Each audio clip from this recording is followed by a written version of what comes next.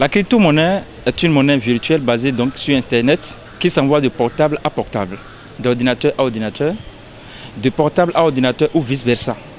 Mais tout ceci en toute sécurité, en toute liberté et en toute transparence. Avec cette monnaie, on ne peut jamais plus parler du racisme monétaire dans lequel le monde a végété, notamment les pays qu'on appelle les pays du tiers-monde. Aucun pays n'est du tiers-monde. C'est un concept, comme l'a dit Thomas Sankara, inventé par les oligarques du monde pour prendre d'assaut et asservir le reste de l'humanité. À la manière de Thomas Sankara, je dis ceci. L'Afrique appartient aux Africains. Et si Pharaon n'a pas laissé les filles d'Israël partir, mais que c'est les filles d'Israël eux-mêmes qui se sont battus, Dieu aidant, pour quitter l'esclavage pharaonique, ce n'est pas les Français qui vont libérer l'Afrique. C'est les Africains qui vont se mettre ensemble pour libérer l'Afrique. Et aujourd'hui, en dehors du pouvoir spirituel qui appartient 100% à Dieu, celui qui a le pouvoir économique sur la terre a tous les autres pouvoirs. Voilà pourquoi j'appelle tous les Africains, tous les Afro-descendants à s'intéresser à l'arme qui permet de renverser aujourd'hui la France-Afrique et la mafia-Afrique, qu'on appelle la crypto-monnaie.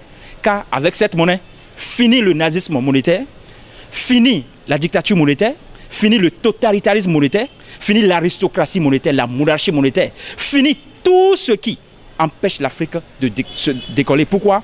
L'Afrique est le continent qui a le plus de richesses. Mais ces populations sont les plus souffrantes au monde. Amalgame. Il y a quelque chose qui ne va pas. Ambiguïté. Donc nous devons lever les équivoques. Et aujourd'hui, pour lever les équivoques, on n'a pas besoin des agrégés. On n'a pas besoin des doctorants ou des docteurs. Non. L'Afrique n'a pas besoin des salariés. L'Afrique a besoin des investisseurs et des propriétaires du système. Ensemble, engageons-nous dans la crypto-monnaie et mettons des systèmes en place pour que l'Afrique soit sauvée de cette oligarchie qui, pendant des années, à partir de l'esclavage, la traite transatlantique ou bien la traite négrière, le commerce triangulaire, a foutu le bordel dans le continent africain. Merci, monsieur le journaliste. Je suis très ravi de vous recevoir et je suis même très ému de lancer cet appel parce que je sais que beaucoup sont déjà dedans avec moi. Et à travers l'ONG Libérons l'Afrique que j'ai l'honneur de diriger, nous disons main dans la main, mettons barrière à tous ceux qui empêchent l'Afrique d'évoluer. Nous n'avons pas besoin des monétaristes rudimentaires. Nous n'avons pas besoin des banquiers archaïques. Nous avons besoin des néo-banquiers. Et c'est entre vous et moi que nous allons trouver ces néo-banquiers. Car les autres ne sont pas là pour le ventre du peuple, mais pour le propre ventre. Le ventre de l'Afrique, vous et moi, nous allons le construire. Si les Africains comprenaient, alphabète ou non-alphabète, que la crypto-monnaie est venue pour mettre fin au racisme monétaire, la tendance 1 euro égale 655 francs CFA, qui permet à la France-Afrique et la mafia-Afrique de piller les ressources de l'Afrique à travers l'élite africaine, fils et filles, sœurs, confrères et consoeurs des Africains, ok?